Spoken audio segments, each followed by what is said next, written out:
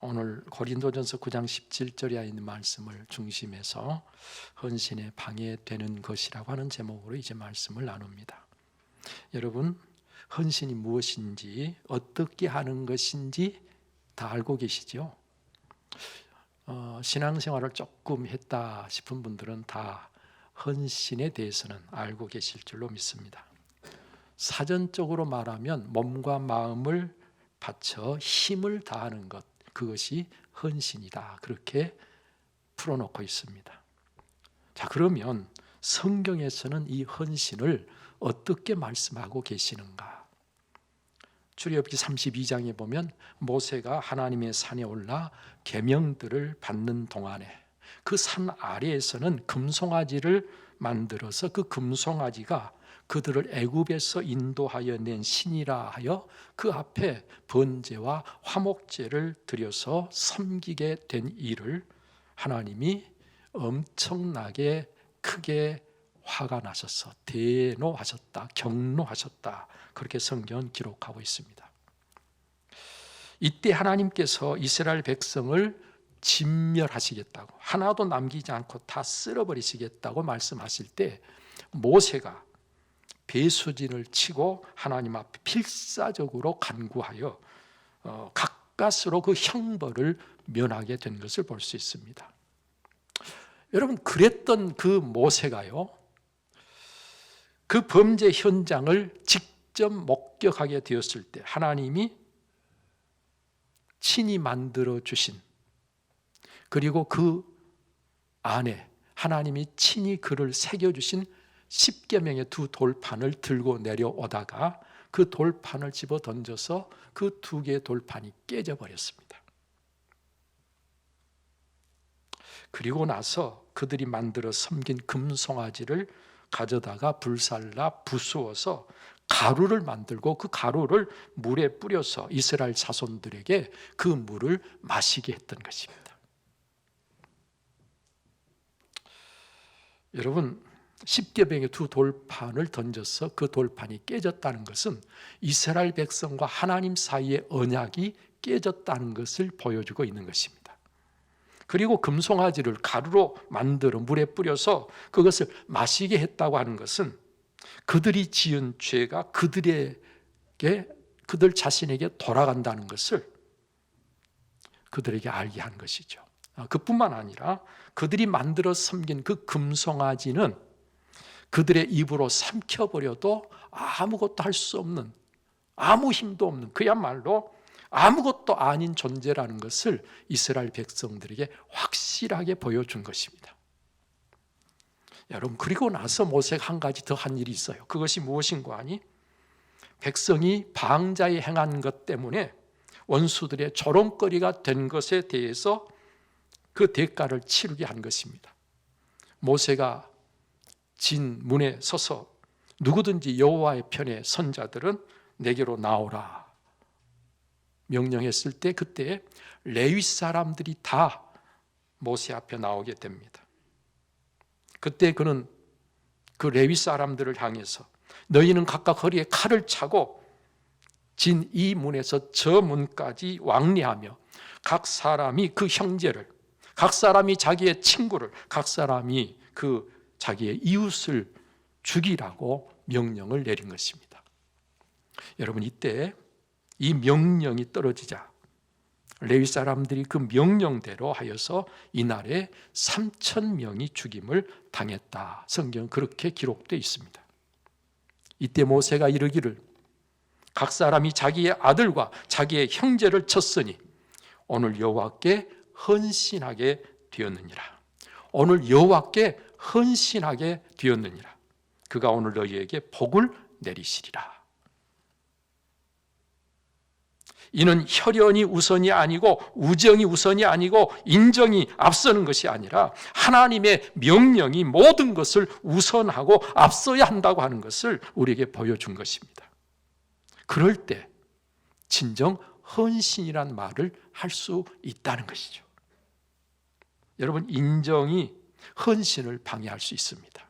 인간적인 정과 혈연과 인간적인 관계, 이 육적인 것들이 하나님의 말씀에 순종하는, 전적으로 하나님의 뜻을 따르는데 방해거리가 될 수 있습니다. 여기서 우리는 헌신이란 과연 무엇인가 하는 것을 보게 되는 것이죠. 우리가 여호와 하나님께 속한 자임을 행동으로 보여야 할 때 하나님이 무엇을 요구하시든지 그대로 행할 수 있어야 진정 헌신한다고 말할 수 있다는 거예요. 아브라함이 하나님께서 아들을 번제로 내게 바치라고 하실 때 그가 망설이지 않고 그 아들 이삭을 하나님께 기꺼이 드렸습니다. 이것이 헌신이라는 거예요. 구약에서 이 번제는요, 온전히 하나도 남기지 않고 다 태워서 하나님께 드리는 제사입니다. 그것이 오늘날 헌신 예배와 같은 것이에요. 다른 제사는 제물을 남겨서 그 제사를 드린 사람들이 나누어 먹을 수 있어요. 그런데 이 번제만은 제사장도 손도 못 댑니다. 제사장도 그 모든 것들을 다 태워서 하나님 앞에 올려드리는 것이 번제. 아브라함은 하나님 앞에 아들을 번제로 드렸어요. 하나님이 하나님 편의 선자에게 그렇지 않은 자를 처단하라 하실 때 아들이라도 형제라도 친구나 이웃이라도 하나님이 말씀하신 그대로 처단한 것이 온전히 하나님을 섬기는 진정한 모습이었음을 성경이 보여주고 있다, 그런 말입니다. 한편으로 생각하면, 인간적으로 생각하면 야, 잔인하다 그런 생각이 들 수도 있겠지만 여러분, 하나님 편에 서지 않는 자들에 대해서 하나님은 전혀 그 가치를 인정하지 않습니다. 예수님은 이에 대해서 말씀하시기를 장차 형제가 형제를, 아버지가 자식을 죽는 데 내주며 자식들이 부모를 대적하여 죽게 하리라. 마태복음 10장 21절에 말씀하고 계십니다. 이는 영적으로 예수님을 따르는 자와 그를 따르지 않는 자와의 관계가 마지막 날에, 마지막에는 어떻게 되고 마는가를 예수님께서 미리 말씀하시고 계신 거예요. 또 성경 사사기 5장에 보면요, 20년 동안이나 가나안 왕 야빈에게 괴롭힘을 당하던 이스라엘 백성이 그 대적을 물리친 영광스러운 승리를 기념해서 당시 여사사 드보라와 바락이 하나님 앞에 부른 노래가 이런 표현이 되어 있습니다. 이스라엘의 영솔자들이 영솔하고 백성이 즐거이 헌신하였으니 여호와를 찬송하라. 내 마음이 이스라엘 방백을 사모함은 그들이 백성 중에서 즐거이 헌신하였음이니 여호와를 찬송하라. 여기서 영솔자들이 영솔하였고 백성이 즐거이 헌신하였으니 여호와를 찬송하라 그랬고, 이스라엘 방백을 사모함은 그들이 백성 중에서 즐거이 헌신하였으니 여호와를 찬송하라. 그래서 이 즐거이 헌신한 백성과 방백이 있었다는 것을 이야기하면서 하나님을 찬송하고 있는 것이죠. 시편 110편 3절에서도 주의 권능의 날에 주의 백성이 거룩한 옷을 입고 즐거이 헌신하니 새벽 이슬 같은 주의 청년들이 주께 나오는도다 그랬어요. 우리는 이와 같이 즐거이 헌신했다고 하는 표현을 통해서 억지로 하는 것, 어쩔 수 없어서 하는 것이 아닌 즐거이 하는 것만이 진정한 헌신이라고 하는 것을 알 수 있습니다. 우리는 하나님의 일을 즐거이 해야 돼요. 하나님이 내게 맡기신 일들을 즐거이 해야 돼요. 그래야 헌신한다고 말할 수 있습니다. 여러분, 헌신을 이야기하다 보면 누가 제일 먼저 생각이 나시나요? 네, 그래요. 예수님. 예수님이야말로 아버지 하나님 편에서 그의 뜻을 그대로 준행하기 위해서 전 생애를 온전히 드린 헌신의 원형이십니다. 예수님은 아버지 하나님께 전부를 드렸어요. 즐거이 드렸어요. 온전히 헌신하셨어요. 우리 죄인들을 구원하시고자 하신 아버지 하나님의 뜻을 이루기 위해서 예수님이 어떻게 하셨는가는 여러분들이 다 잘 알고 계실 줄로 믿습니다. 이번 사순절을 맞아 여러분, 이렇게 헌신의 원형 되신 예수님을 주목하고 더욱 가까이 함으로 예수님과 함께 죽어 함께 참으로 사는 바로 헌신의 사람들이 여러분들이 되시기를 축복합니다. 자, 그럼 예수님을 제외하고는 누가 헌신자가 될까요? 누가 헌신한 사람들로 여러분들이 생각이 나시나요? 예수님의 제자들, 그렇죠? 그들이 예수님의 부름을 받을 때 모든 것을 버려두고 예수님을 따랐습니다. 생명 바쳐 복음을 전했습니다. 그래서 예수님의 제자들은 사도 요한 한 사람 빼놓고는 다 순교했습니다. 사도 요한은 살기는 살았지만 그 삶 자체가 순교와 같은 삶을 살았어요. 그들과 함께 또 만삭되지 못하여 난자 같은 사도 바울 역시 부활의 주님을 만난 후에 그의 모든 것을 바쳐 헌신한 인물이 아닐 수 없지요. 그는 하나님이 원하시는 구원의 복음을 위해서 모든 것을 드리고 자기에게 주신 사명을 온전히 감당했습니다. 그는 그의 남은 생에, 즉 그의 모든 시간을 드렸습니다. 그는 그의 모든 물질도 드렸습니다. 그는 천막 만드는 일을 하면서 그 모든 것을 오직 복음을 위해서 다 사용했습니다. 그 사도 바울은 고린도후서 9장에서 우리가 헌신하는 것 중에 물질로 헌신하는 게 헌금인데 헌금의 원리를 이야기해 줍니다. 믿음으로 억지나 인색함이 없이 즐거이 해야 된다고, 준비해서 드려야 된다고, 은혜를 따라 마음에 정한 대로 해야 된다고, 심은 대로 거두는 원리를 꼭 기억하라고. 그는 그의 모든 명예나 그가 가지고 있는 힘이나 그의 지식도 다 하나님을 위해서 내어드렸습니다. 그의 모든 편안함과 편리함도 포기하고 다 드렸습니다. 그의 생명까지 드려 마침내 순교했습니다. 이처럼 바울 사도는 참으로 예수 그리스도 그분을 본받아서 바로 그분처럼 헌신했던 하나님의 사람이죠. 그럼 이와 같은 헌신은 과연 어떤 자가 해야 하는 것입니까? 예수 그리스도로 말미암아 구원받은 하나님의 자녀가 된 모든 사람들이 당연히 해야 하는 것이 헌신입니다.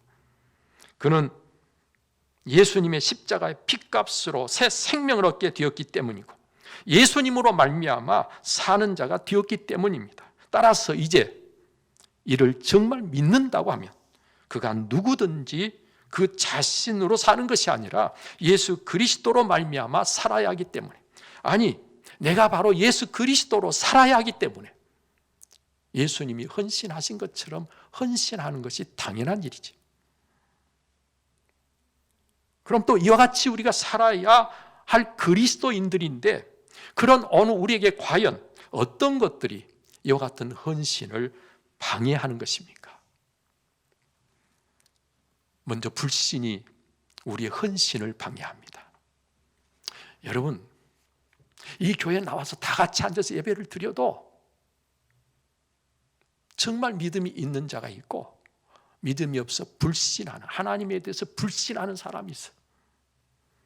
여러분, 이 불신은 헌신은커녕 하나님을 대적하고 오히려 욕되게 하지요.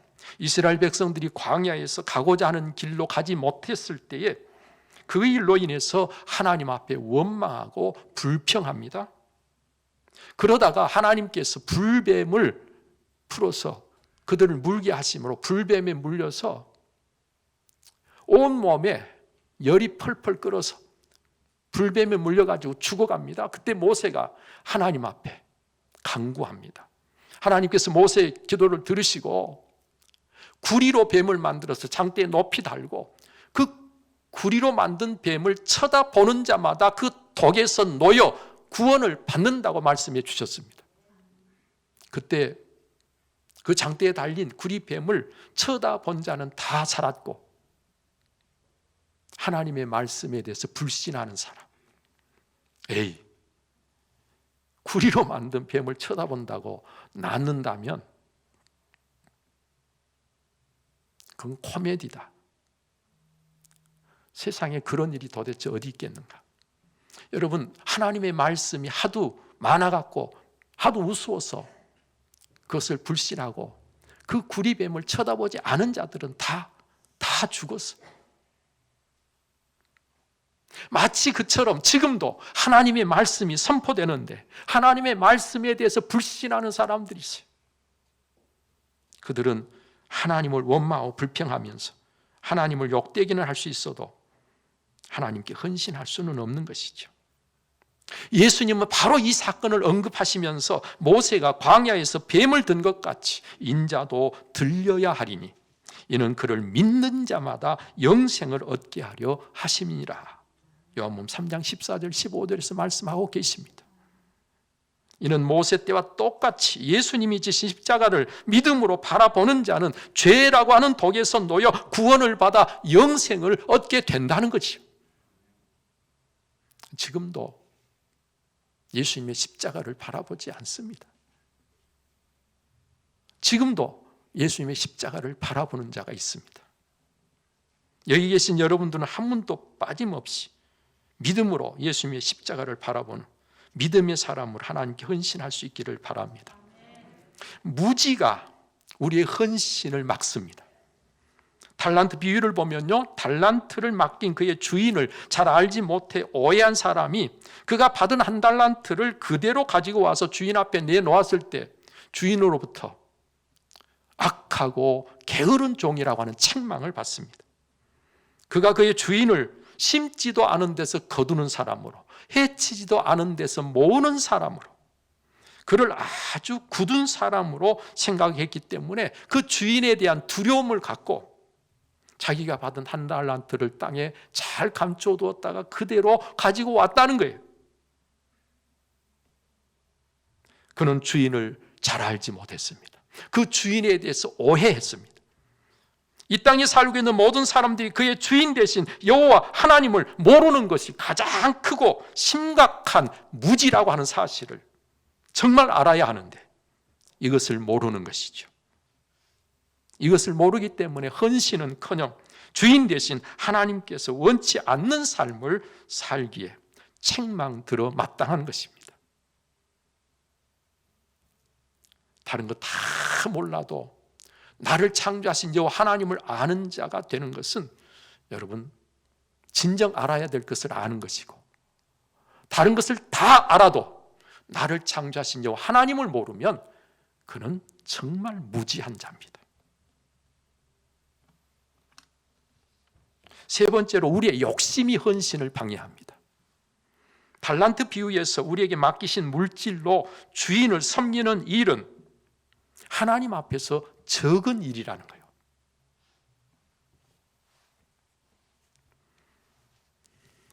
다섯 달란트 받은 자가 열심으로 노력해서 5달란트를 남겨서 10달란트를 가지고 왔을 때 주인이 하는 말이 뭐예요? 착하고 충성된 조가, 내가 적은 일에 충성하였으니. 적은 일은 뭐예요? 물질적인 일이에요. 내가 물질로 하나님을 섬기는 거, 이거는 우리가 하나님 앞에 사는 일 중에 아주 적은 일이에요. 그런데 그 적은 일에도 우리가 욕심 때문에 하나님을 제대로 섬기지 못하죠. 헌금할 때 아까워서 욕심 때문에 못 드리죠. 그런데 이 적은 일에도 헌신 못하는데 어떻게 다른 큰 일에 헌신할 수가 있겠는가? 예수님께서는 물질과 하나님 두 주인을 섬길 수 없다고 하시면서 하나를 선택하라고 말씀하시잖아요. 우리가 정말 하나님을 섬긴다면 물질에 대한 욕심에서 자유해야 됩니다.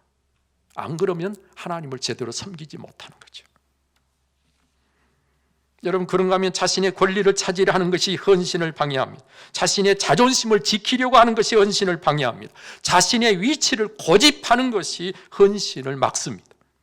이는 결국 자기 자신을 위하는 마음이 헌신을 방해하고 있다, 그 말이에요. 오늘 여기 성경 본문의 말씀을 보면 바울 사도께서는 이런 모든 것을 다 내려놓았다는 것을 우리에게 잘 보여주고 있습니다. 그래서 그는 내가 복음을 전할 때 값 없이 전하고 복음으로 말미암아 내게 있는 권리를 다 쓰지 아니했다, 그렇게 자기의 권리를 내려놓았음을 고백하고 있잖아요. 오늘 본문 19절에서 22절까지 말씀이 바로 어떻게 자기가 자기 자신의 위치를 고집하지 않고 내려놓았는가를 설명해 주고 있는 내용입니다. 내가 모든 사람에게 자유로우나 스스로 모든 사람에게 종이 된 것은 더 많은 사람을 얻고자 하며, 유대인들에게 내가 유대인과 같이 된 것은 유대인들을 얻고자 하며, 율법 아래에 있는 자들에게는 내가 율법 아래에 있지 아니하나 율법 아래에 있지 않는 그가 율법 아래에 있는 자와 같이 된 것은 율법 아래에 있는 자들을 얻고자 하며, 율법 없는 자에게는 내가 하나님께는 율법 없는 자가 아니요 도리어 그리스도의 율법 아래에 있는 자이나 율법 없는 자와 같이 된 것은 율법 없는 자들을 얻고자 함이라고 했죠. 자기의 위치 다 내려놓았어요. 오늘 이 본문의 말씀을 읽으면서 제 마음속에 예수님께서 하나님이시면서 하나님의 자리를 고집하지 않고 이 세상에 내려오셔서 사람이 되셨죠. 인카네이션. 왜요? 우리 사람을 구원하려고 예수님은 사람이 되신 거예요. 사도 바울은 율법 아래에 있는 자가 아니지만 율법 아래에 있는 자들을 구원하기 위해서 율법 아래에 있는 자가 됐다는 거예요. 할렐루야.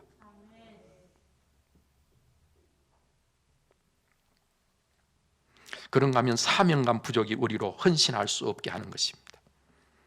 바울서는 나는 사명을 받았다고 17절에서 말씀하고 있죠. 그리고 내가 복음을 위하여 모든 것을 행하고 있음을 고백합니다. 그가 복음을 위해서 부름받은 사명자임을 나타내고 있는 것이죠. 바울 사도는 그래서 무엇을 해야 하는지 목표가 아주 분명했습니다.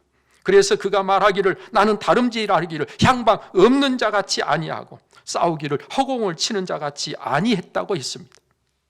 분명한 목표가 있었다는 거예요. 그 목표는 하나님이 자기에게 주신 사명이에요. 그는 이 사명을 위해서 다름질하면서 우리를 향해서도 상을 받도록 다름질하라고 외치고 있습니다. 사명에 집중하는 것이 우리로 헌신하게 만든다는 거예요. 사명에서 눈길이 다른 데로 향하면 헌신할 수 없게 돼버린다는 거예요.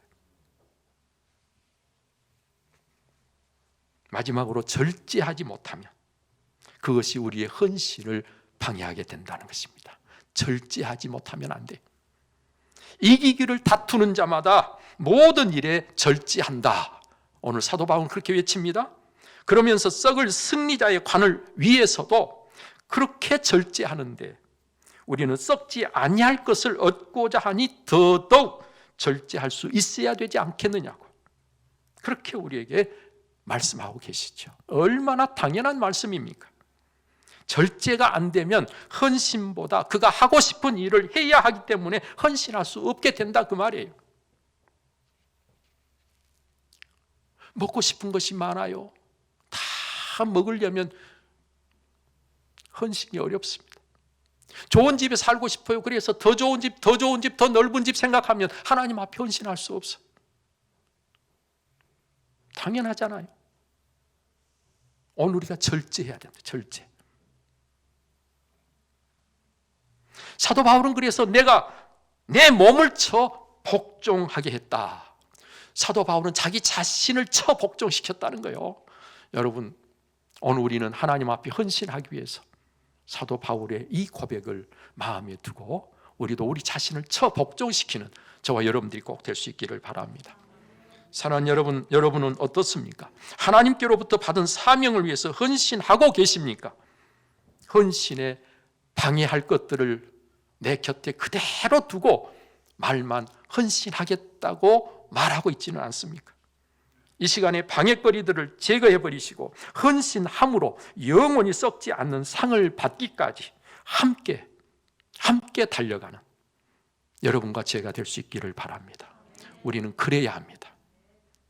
이 세상에서는 우리가 혹시 상 받는 일이 없다 할지라도 우리 주님 앞에 섰을 때는 우리가 상을 받아야 합니다. 그 상은 썩어질 것이 아니라 영원토록 자랑스러워 빛나는 그런 상이 될 것이기 때문에 저와 여러분들이 하나님 앞에서 오늘을 살아가는 그 모든 순간이 상 받을 수 있는 좋은 기회임을 꼭 기억하고 하나님 앞에서 예수님이 그랬듯이 사도 바울이 그랬듯이 오늘도 헌신으로 하나님의 일을 감당하는 저와 여러분들 꼭 될 수 있기를 축복합니다.